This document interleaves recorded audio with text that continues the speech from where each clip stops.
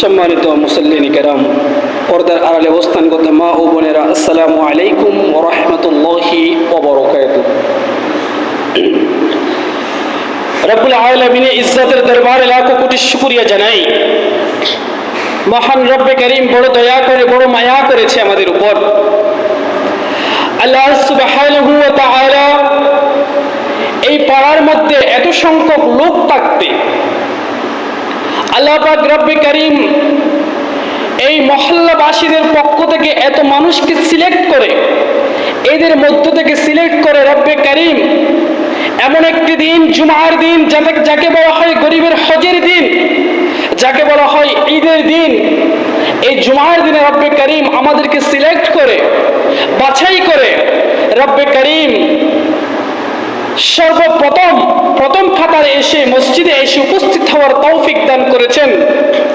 সেই খোদা তাআলা মহান রব্বে করিম, মহান রবের দরবারে অন্তরের অন্তরস্থল থেকে শুকরিয়া আদায় জানাই, উচ্চ স্বরে বলি আলহামদুলিল্লাহ। দরুদ সালাম পেশ করে বিশ্ব মানবতার দিশারি, মুক্তির দিশার দো জাহানের সরদার কামলিওয়ালা নবী, নূরে মুজাসসম, আকায়ে নামেদার, তাজদার মদিনা জনাব মুহাম্মদ মুস্তাফা সাল্লাল্লাহু তাআলা আলাইহি ওয়াসাল্লামের উপর সম্মানিত উপস্থিতি, আল্লাহ পাক রব্বুল কারীম বড় মায়া করে, বড় দয়া করে আমাদেরকে সৃষ্টি করেছেন।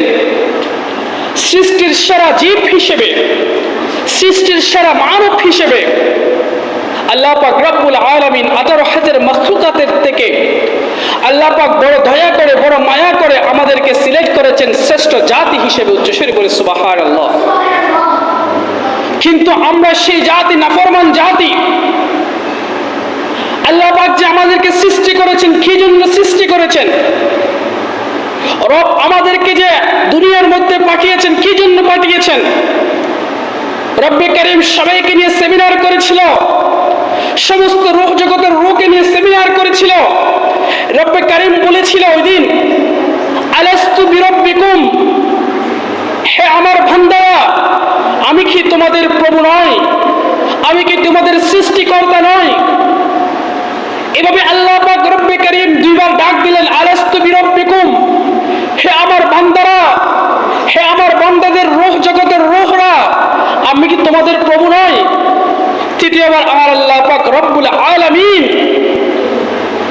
আল্লাহ পাক রব্বুল আলামিন আবার জিজ্ঞেস করলেন, আলাস্তু বিরব্বিকুম, হে দুনিয়ার মানুষ, হে আমার বান্দারা, আমি কি তোমাদের প্রভু নয়? তৃতীয়বার যখন বললেন, আমার আকা দো জাহান সরদার কামলিওয়ালা নবী নূরে মুজাসসম মুহাম্মদ মুস্তাফা সাল্লাল্লাহু আলাইহি ওয়াসাল্লাম বলেন, নাম আল বারি তাআলা, আপনি আমাদের রব, আপনি আমাদের প্রভু, আপনি আমাদের সৃষ্টিকর্তা।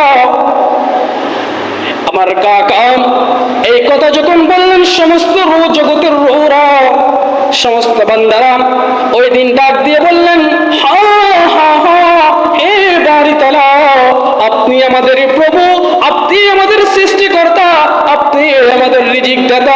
উচ্চ স্বরে বলুন সুবহানাল্লাহ। আমরা ওই দিন সাক্ষী দিয়েছিলেন রব্বে করিমকে। আল্লাহ পাক তখন বলেছিলেন, হে আমার বান্দারা, আমি যদি তোমাদের প্রভু হই, আমি তোমাদেরকে অনর্থক সৃষ্টি করি নাই, আমি তোমাদেরকে এমনি এমনি সৃষ্টি করি নাই। আমি রব্বে করিম তোমাদেরকে সৃষ্টি করার পিছনে মহৎ একটা উদ্দেশ্য রয়েছে। মহৎ একটা উদ্দেশ্য নিয়ে আমি আল্লাহ পাক রব্বুল আলামিন তোমাদেরকে সৃষ্টি করেছি। যদিও বা আমি আল্লাহ পাক রব্বুল আলামিনের ইবাদত করার জন্য আমি হাজার হাজার কোটি কোটি মালাউন ফেরেশতা সৃষ্টি করেছি, কিন্তু আমি আল্লাহ পাক রব্বুল আলামিন তোমাদের মধ্য থেকে জিন এবং ইনসানদেরকেও সৃষ্টি করেছি আমি রব্বে করিমের ইবাদত বندگی করার জন্য। আমি আল্লাহ পাক রব্বুল আলামিন ফেরেশতাদেরকে বানানোর পরে, সৃষ্টি করার পরে আমি ফেরেশতাদেরকে নির্দিষ্ট একটি সময়, নির্দিষ্ট একটি ওদের উপর অর্পণ করেছি, যে ফেরেশতার যে দায়িত্ব সে কিয়ামত পর্যন্ত সেই দায়িত্ব গ্রহণ করবে। কিন্তু আমি আল্লাহ পাক রব্বুল আলামিন এই মানুষকে সৃষ্টি করার পর মানুষের দিমাগের মধ্যে, আকলের মধ্যে আমি আল্লাহ পাক রব্বুল আলামিন স্মরণ শক্তি দিয়েছি, মানুষ ভালো খারাপ দুইটার বিবেচনা করতে পারে মতো। সম্মানিত মুসল্লিন হাজিরিন, গভীর মনোযোগ। আল্লাহ পাক রব্বুল আলামিন আমাদেরকে এই জন্য সৃষ্টি করেছেন শুধুমাত্র রব্বে কারীমের ইবাদত বন্দেগী করার জন্য। গত জুমার মধ্যে আলোচনা ছিল, বিষয়বস্তু ছিল উহুদ যুদ্ধের শিক্ষা।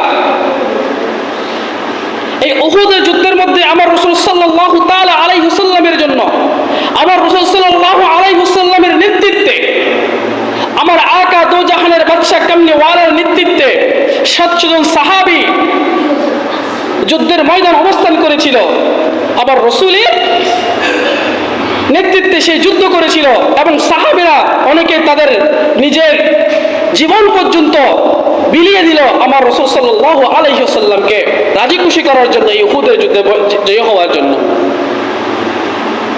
তো সেই আলোচনা আমরা গত জুমার মধ্যে শুনেছিলাম।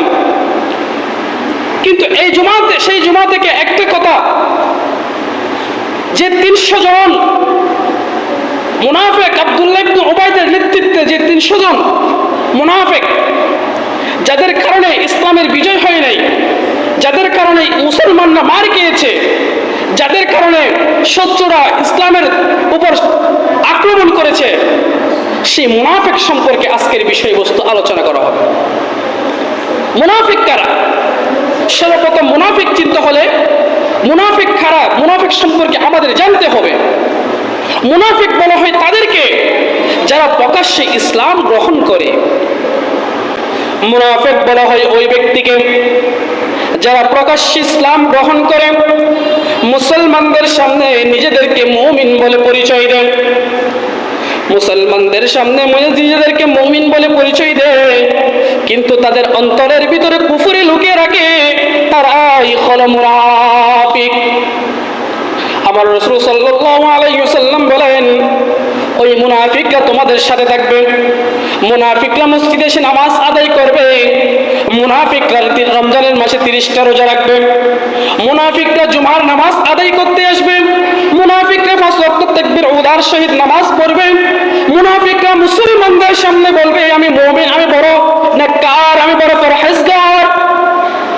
মুনাফিকরা এইভাবে পরিচয় দিবে আমি বড় আল্লাহওয়ালা, কিন্তু তার অন্তরের ভিতরে থাকবে কুফরি, তার অন্তরের ভিতরে থাকবে বিদ্বেষ, তার ভিতরে থাকবে ইসলামকে কিভাবে ক্ষতি করা যায়, কিভাবে অপর মুসলিম ভাইকে ক্ষতি করা যায়। এই জন্য আমার রাসূল সাল্লাল্লাহু আলাইহি ওয়াসাল্লাম, আল্লাহ পাক রব্বুল আলামিন বলেন, আল মুনাফিকু হুয়াল্লাযী ইযহিরুল ইসলাম ওয়া ইয়াবতুলুল কুফরা।